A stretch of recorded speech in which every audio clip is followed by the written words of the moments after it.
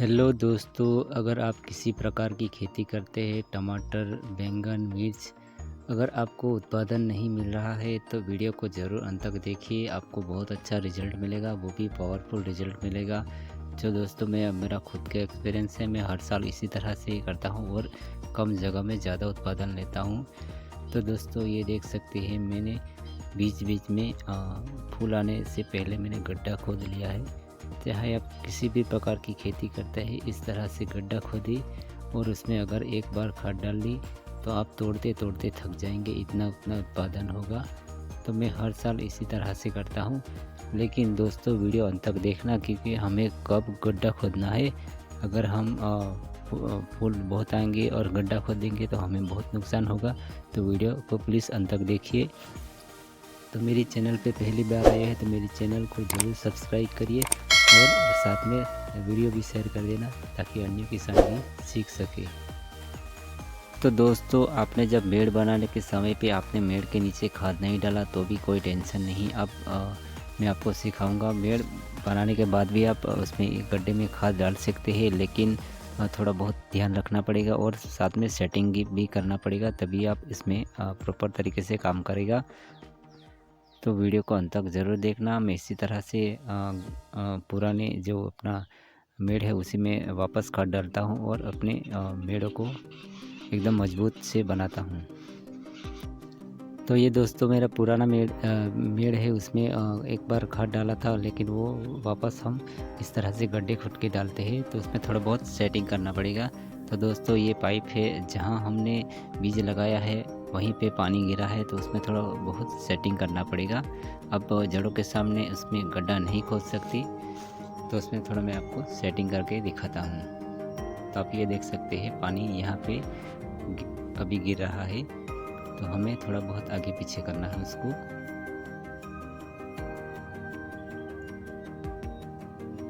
तो हम drip irrigation को थोड़ा खोल के इसमें कटिंग कर लेते हैं और थोड़ा आगे की तरफ सेटिंग करते हैं।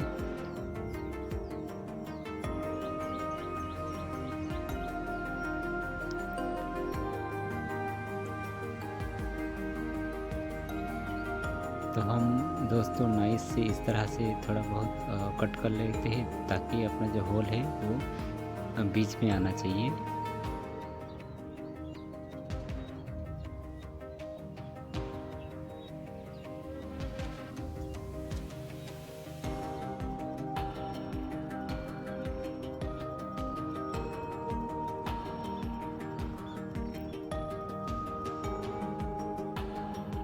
तो दोस्तों ये देख सकते हैं, ये बीच में होल आ गया।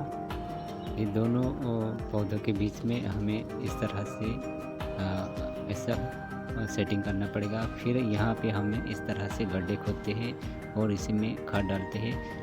तो उसमें क्या जड़ों को ज़्यादा नुकसान नहीं होता है और उसमें रिजल्ट भी अच्छा देखने को मिलता है। जब भी हम खेती करते हैं तो हम जहाँ पानी गिरता है वहीं पर थोड़ा फंगस का भी समस्या रहता है, लेकिन अगर बीच में अगर इस तरह से आएंगे इसमें समस्या कम रहती है। फिर हम औजार के सहायता से हम इस तरह से गड्ढा खोद सकते।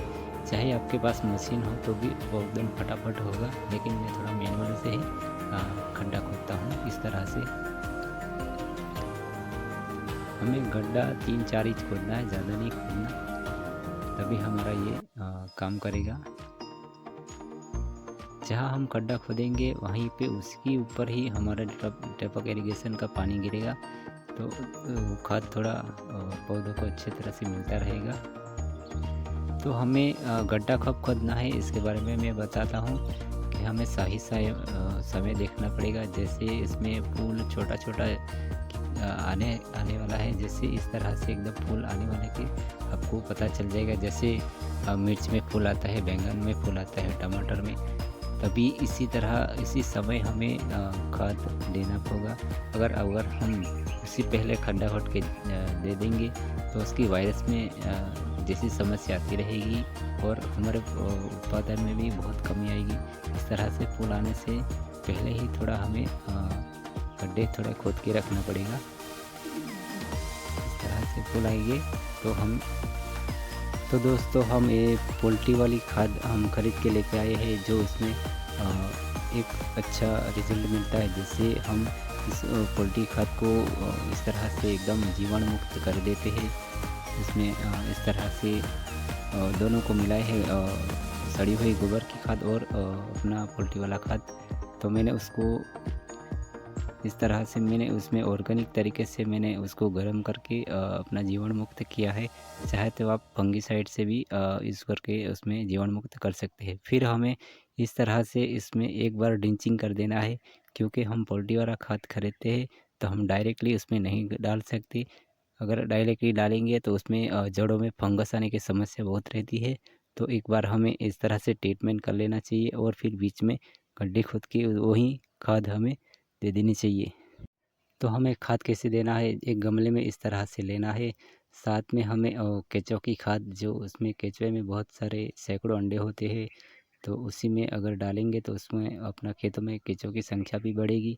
तो उसमें वो मिक्स कर लेना ज़रूरी है। साथ में हम डीएपी और यूरिया भी आपको बताते हैं गमले में कितना लेना है। तो हम पहले यूरिया ले लेते हैं। ये दोनों है, डीएपी और यूरिया। तो एक मुट्ठी हमें एक गमले में डालना है यूरिया, ज़्यादा नहीं लेना है इस तरह से। और एक मुट्ठी हमें डीएपी लेना है इस तरह से।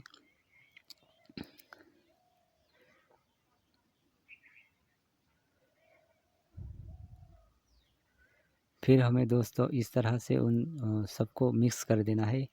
मिक्स करने से हमें उसमें जो रिज़ल्ट अच्छा अपने को देखने को मिलेगा।